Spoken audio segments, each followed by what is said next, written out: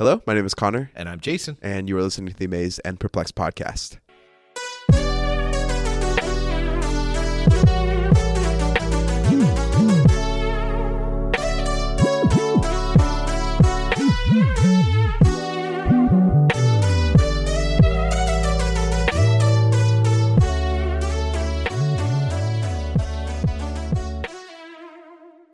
Today we're in John chapter 1, verses 43 through the end of the chapter.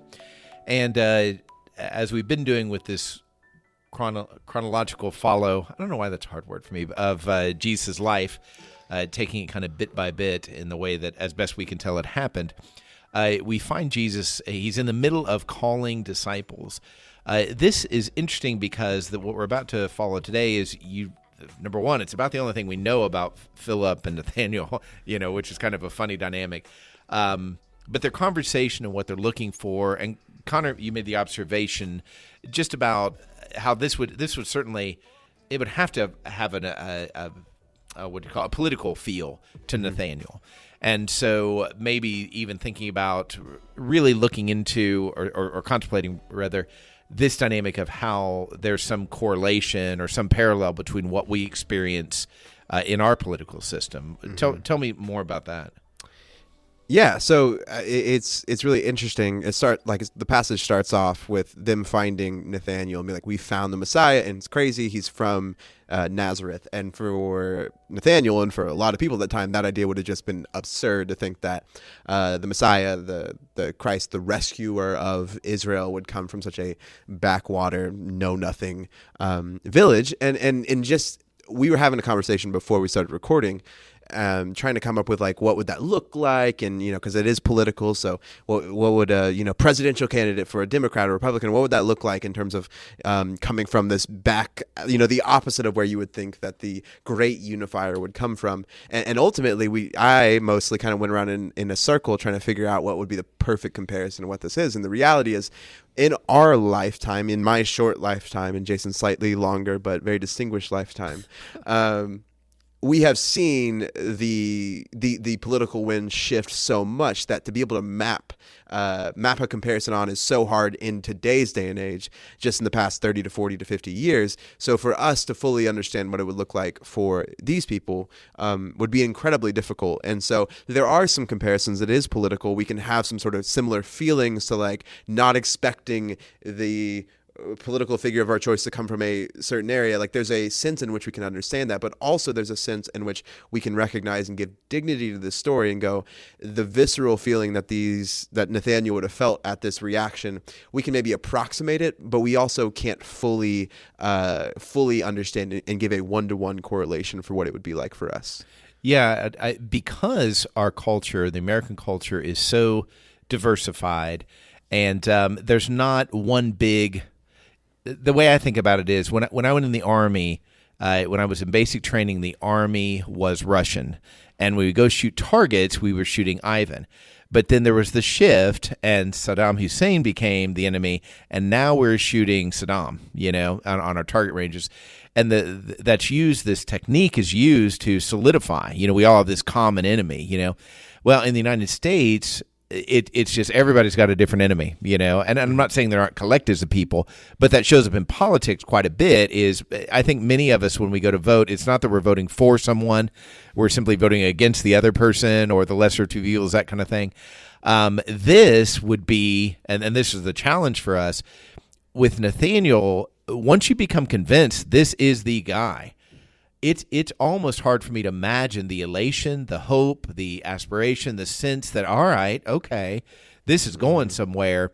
And all of the pictures he, and all of the apostles for that matter, but specifically him, all the pictures he has in his head of what victory looks like, and how this pathway is going to go, and thinking, is he kind of a future thinker thinking, man, what's this going to be like? What's this going to mean to my kids, my grandkids, this kind of thing. This is going to change everything. And then to go from that, what you pointed out, I didn't expect this would be the last thing I'd expect, to this, I think there's a lot of interesting, I think it's a pretty seismic shift in his life. Yeah, I'm excited to talk about it. So like Jason said, we will be in John chapter 1, starting in verse 43. And I'm going to go ahead and ask Jason to read this because, as you might be able to tell, I have had a cold, and I don't like the sound of my voice right now. So I'm risking everything just being in the same room. That's good to know. 43. The next day, Jesus decided to leave for Galilee. Finding Philip, he said to him, "Follow me." Philip, like Andrew and Peter, was from the town of 𝗣ćīda. Philip found Nathanael and told him, "We have found the one Moses wrote about in the law, and about whom the prophets all wrote, Jesus of Nazareth, the son of Joseph." Nazareth? Can anything good come from there? Nathanael asked. "Come and see," said Philip. When Jesus saw Nathanael approaching, he said of him, "Here truly is an Israelite in whom there is no deceit." "How do you know me?" Nathanael asked. Jesus answered, "I saw you while you were still under the fig tree before Philip called you." Then Nathanael declared, "Rabbi, you are the Son of God. You are the King of Israel." Jesus said, "You believe because I told you I saw you under the fig tree.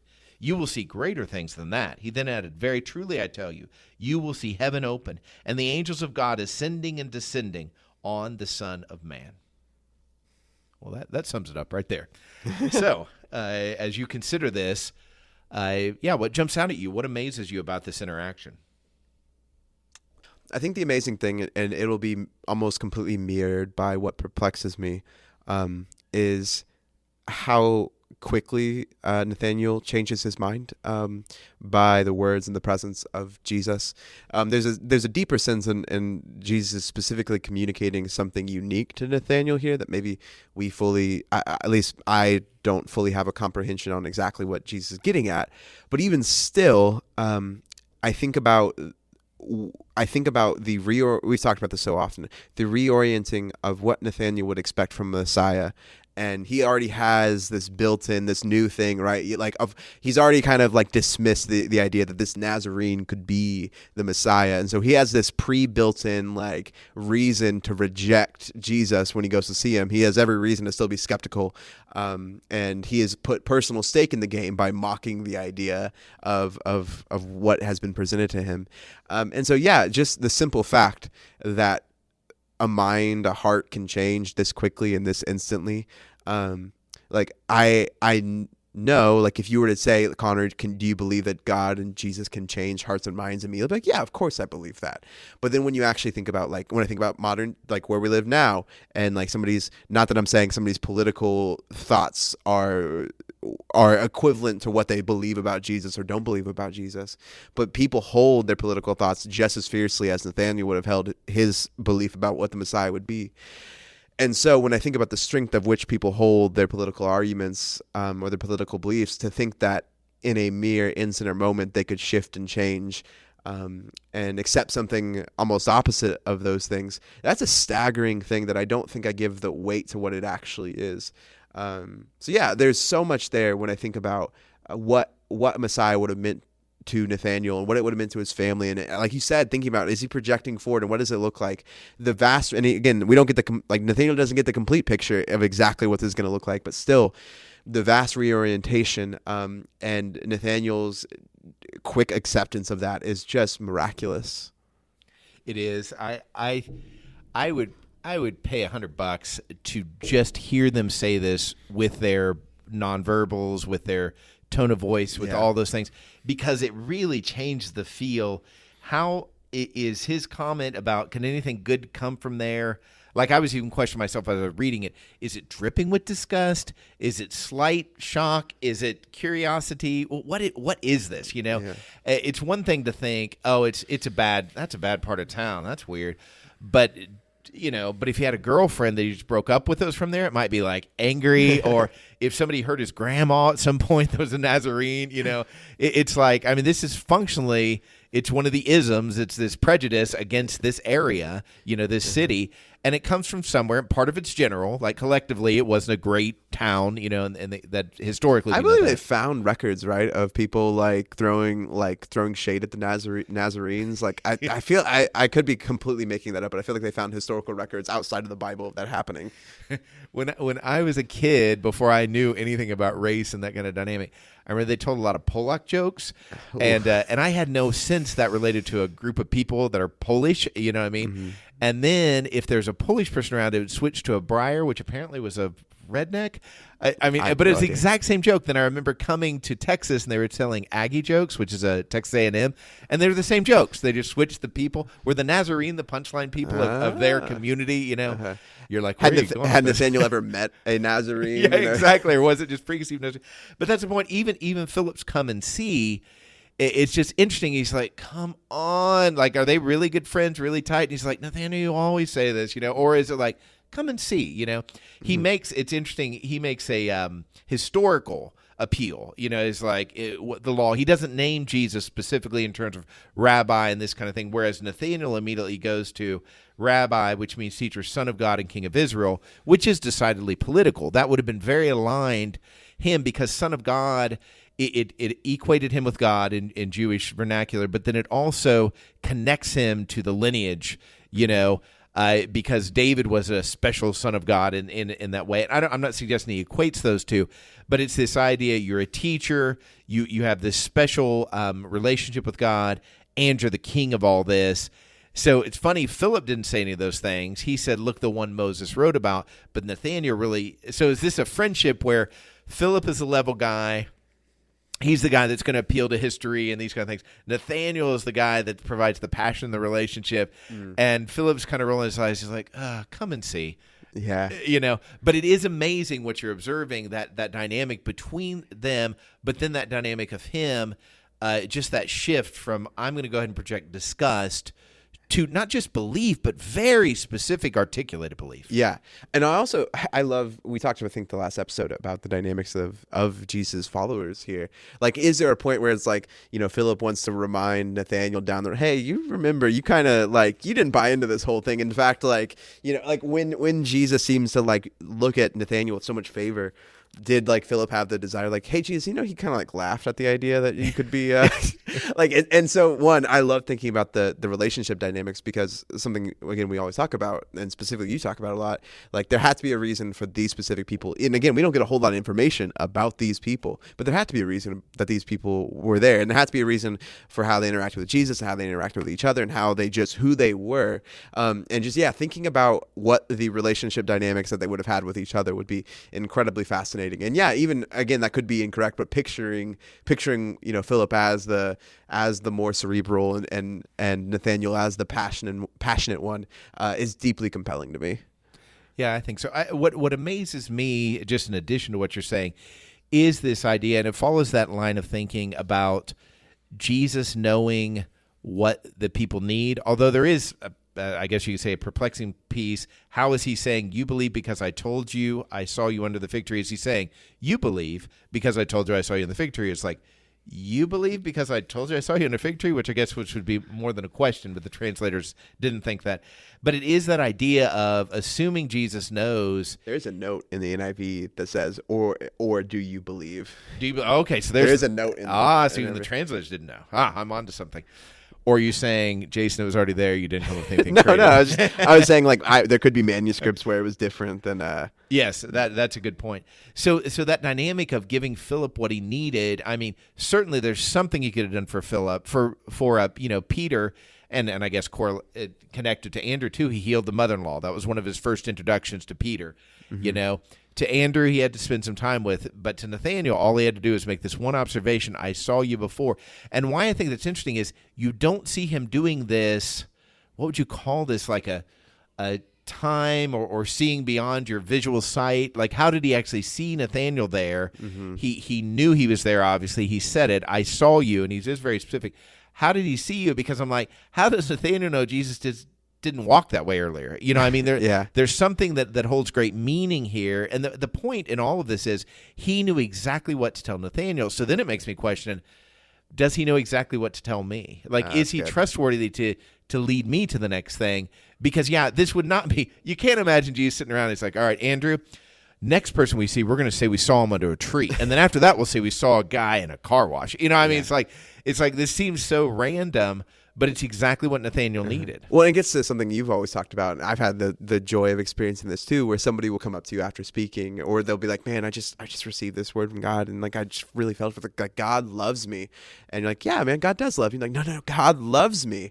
And you go, "Yeah, no, that's kind of in the whole thing." And yet there's something unique about whatever that you said or I said in a specific circumstance that specifically had them reacting in that way. And so one, I think there's a lot of power here, and just there's two things I think are really helpful for me in this moment. It's an important reminder that one, Jesus did not interact with these people as like automatons. They're not our one-to-one replacement for like how Jesus would exactly react to us or have relationship or does have relationship with us. And two, I think it also helps me.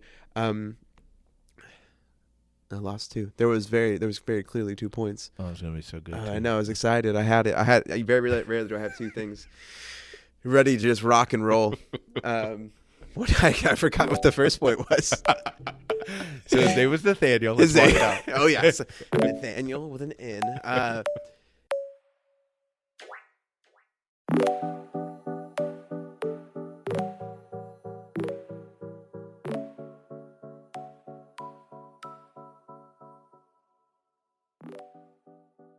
I went and read, at least in the New American Standard, it does have Jesus asking that as a question. In 50, the New American Standard translated it as this: Jesus answered and said to him, "Because I said to you that I saw you under the fig tree, comma, do you believe? Question mark. You will see greater things than these." So there's at least some wiggle room again, and it's super fascinating to think about. Yeah, so with that, let's just, assuming it is a question, you still have the tone. I guess what I'm thinking is, did it surprise Jesus how quickly Nathanael believed? Then that raises the question of how much did Jesus know? I do not disagree with your previous point about him. These are not automatons. They're not, you'll be playing the role of Apostle 6. Nathanael's a specific individual that apparently necessitated a specific call. So I think that part Jesus got right, is very individualized. It's curious to me if Jesus is surprised. Then the question is, we do know he's surprised twice. Like he says, "I haven't seen this great faith" to the Syrophoenician woman or the centurion. He's like, "Wow, you guys have great faith." So there's a certain amount of surprise, which that's interesting to me, that the Son of God is surprised by the move of God. And the surprise, of course, is not the God piece. It's them responding to God in a certain way. So I think this would be another moment where he's like, "Oh, I have a lot more planned for you." So that's a humanizing piece of Jesus for me, sure. Which I think is interesting. So what about this perplexes you? Yeah, so I think it's again and it gets to what you were just talking about, of how well did Jesus, know Nathanael? How by what basis and by what judgment does Jesus say, "Here truly is an Israelite in whom there is no deceit"? What does that even mean? What does that look like? Why isn't, there aren't a lot of, I'm trying to think of other examples that we talked about last week and other times that Jesus calls a follower, and there doesn't seem to be as like I can think of specific circumstances, whether it be the Roman centurion or circumstances where Jesus really praised people. But this seems to be fair. I'm just trying to think out loud, and you can correct me. This seems to be fairly unique in terms of his calling of the disciples. Absolutely. I think this is unique, maybe of his calling of anybody. Yeah, God's calling of anybody ever. Yeah, and so that in itself is perplexing, in that one, to say that Jesus does this now is not to say that he never does this sort of thing again, and we just don't have the record, or we're just not recalling it. But two, it does seem unique. And so, is that more about Jesus? Is that more about Nathanael? Was Nathanael the kind of person that needed to hear that? Is he the kind of person that this sentence combined with his observation is something that helps him? So yeah, I'm very perplexed by why this is here. Yeah, I think this is so interesting, and I think it also applies to the individual. I think there are ways that God called to you when you were 16 that are not the way he calls to you when you're 25, And I think sometimes we can really get locked into being fixated on the method and how Jesus is changing. This is a point that we've made so many times because it's just so obvious. Once you read the text and you're not simply looking for what do we teach at our church or what do we teach in our group, but you're just experiencing the text, you're like, oh, God does this different every time. And I think that if we didn't know anything about Jesus, which is really hard to do that, suspend your knowledge of Jesus, and you just walked him through the episodes we've done so far, you would think, wow, this is really a personal Jesus, even if, let's say, you weren't even a Christian or you had no awareness of Jesus at all, and you're like thinking through the lens of, oh, apparently here's a man that's trying to do something, and a man that was established, i.e. John the Baptist, has said he's better, and so they're going his direction now. It's interesting how personal, how curious. It's just a really curious passage. Mm-hmm. The thing that hits me that's perplexing is what Jesus says to him. Again, it's like of all the words you could say to somebody, he references a dream that Jacob had way back in like Genesis 28. In my Bible, it's like footnoted. But this idea, okay, so you're going to see greater things. That's a very general, vague kind of thing. Then he says, you will see heaven open and the angels of God ascending and descending on the Son of Man. Now, one question is, what does Nathanael know about this? Like, did they have the story of Jacob down? Like they knew, oh, this is right after you have this account of Esau, and he's about to go back, so what? And it says to him, to Jacob, it said in the original story, it said that, okay, God is here, and this is special, and God's with me, and this kind of thing. So what's it saying to Nathanael, and why did Nathanael need this?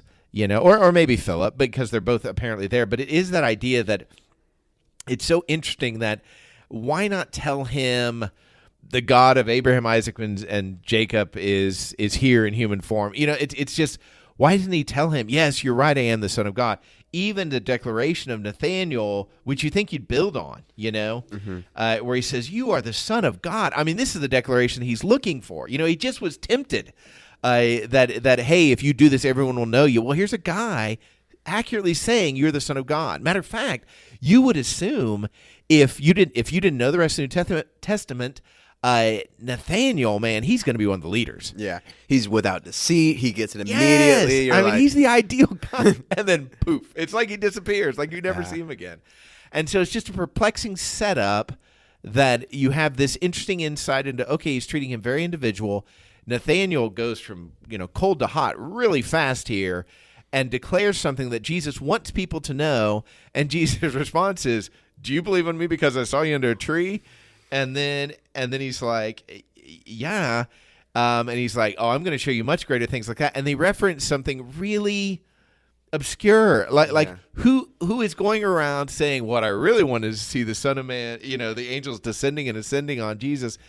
I don't know. Maybe this is just my ignorance, but it's a fascinating thing. And I basically preserved my own sanity in thinking this meant something to Nathanael. Mm-hmm. So I guess my perplexion is, number one, why this? Number two, what happened to Nathanael? I mean, he seems to have the running start on all of this, and then Peter is the one that kind of takes a lead, and John and James, and so it's a peculiar dynamic. Yeah, one, I just echo everything you said. Two, I'm going to make a point that once it was pointed out to me, I couldn't not do it. I think there's a lot of biblical illiteracy in our day and age, and I think that's pretty much always been the case. And if I were to point the finger, I'd point the finger at all of us who have ever done professional ministry. Like, if there's a reason that a lot of people struggle with it, it's probably because of us. But I would simply say, I had one of those things that, like, I think we have to be very careful when we're studying the Bible and teaching the Bible. But one of those things that I learned very early on that I think is incredibly important, and that this whole series is about, is like not taking things out of context. Once it was pointed out to me that Jesus is constantly taking things from the Old Testament out of context, like, I can't not miss it. Right. And Jesus is making these points, and again, I think Nathanael would have known exactly what Jesus is talking about when he's doing this. But then you go on to read Genesis 28, and I just really quick read through it. Like, there's there's some clear things that Jesus is echoing here, but it's also not like, that's not exactly what, like, that like it again, Jesus can say it is because he's he's God, and like he he might have known in that exact moment what the author was thinking in Genesis 28. But it's not the clear reading of Genesis 28. So one, for me, that was just really compelling. When somebody first pointed that out to me, I've always been very harsh to judge people in their study of the Bible. When somebody, I've always been the kind of person who wanted to jump harshly to somebody who would put, like an athlete who would put Philippians 4:13 in their eye black on a Saturday afternoon in college football or whatever, because I'm like, well, when Paul says that, he's not saying that you can do all things, all athletic activities. And I think that is a fair thing to say, but I also think it's important to remember here when Jesus quoting the Old Testament all the time, and he's not exegetically preaching, and maybe you'll cut this out of the podcast, but when it was pointed out to me, it just became so obvious that I just couldn't help but let it affect how I go about my life and study God. Yeah, and another piece that's just a corollary to it, when Jesus quotes a scripture, like when I was a kid or even in school when I'd have to quote scripture, man, you had to have every and, every the down. He rarely quotes it fully, Yeah. And I've been taught, well, that's not an accurate quote. If you can't remember all the conjunctions, then it's not right. But Jesus seems to have no concern over that. And that's the whole thing is like this odd interaction. And what you said simply, to me, it amplifies how weird it is that why this? And then the question is, when does Nathaniel see that? Yeah, you even wonder, like, when Nathaniel, because like they were good Jewish men, and so they would have had a good understanding of the Torah. And you wonder, is something that Jesus is even saying here as he starts to do this, goes, listen, like, your expectations for how these things, like how you guys have always read these scriptures, how you guys have always interpreted them, like, I am coming and I am changing a lot of your base perspective and presuppositions of what this is all about. So again, I don't think that's the main thing that Jesus is trying to communicate here, but you do even wonder here, like, is that something that Jesus is trying to get across even from the very beginning of, like, hey, your expectations, I'm flipping them on their head, and I'm not going to fit in the box that the religious leaders have told you I'm going to come in. Mm-hmm. Yeah, and for the listener, like, to me, what I think Jesus would say if somebody said, hey, I've seen through all the thing, I can see your deity, I know you're in charge here, I know you're God on earth, I think the next thing is, good, thank you, I have a plan. That's what I think. But instead he's like, you're going to see the angels descending, and it's like, no, what? And that's the thing too. It goes back to that assumption, we've talked about this in the past, that assumption that if Jesus was right here, I'd understand everything. And I'm like, no, you wouldn't. Nah. No, you wouldn't. They didn't understand. Yeah. No, and I think it's very compelling. And even maybe Jesus is trying to, and again, I'm not saying this is the case, maybe this is what Jesus is trying to communicate to Nathaniel, where Nathaniel gets, and again, we've said it with Peter when he declares Jesus to be the Messiah. Like, there's a sense in which Nathaniel, like, Jesus like builds him up. You're without deceit. You've got it. You figured it out. But also, like, hey, maybe those things that you are thinking in your head, I'm going to check these boxes. Maybe Jesus is already slowly starting to pull them back and begin the teaching process. So, like, we look at this and go, okay, well, what's the point of this? Like, is somebody waiting for the dissension of attending of the angels or whatever? Is that something that would have been very common? Maybe it would have. I don't know. But even simply in that, is Jesus already beginning to teach his disciples a lesson that he will then go on to reteach, for the next 2 to 3 years. I think that actually is very sensical. I think it has meaning, but I think your point is, to Jesus it had meaning, and it connected. I don't know if Nathaniel picked up on all the relevance, but I think you're absolutely right in that sense of everybody has a way they think everything will go. Everybody does, or else we wouldn't complain about anything ever, Mm-hmm. And Jesus is already setting the tone here. Hey, you just said some big stuff. Here's some even bigger stuff. And my guess is Nathaniel's like, huh? And then next thing you know, we're going to a wedding in Cana. So that's kind of how that story plays out. So awesome. Well, spoiler alert for next week. Thank you for listening. Grace, peace, and love.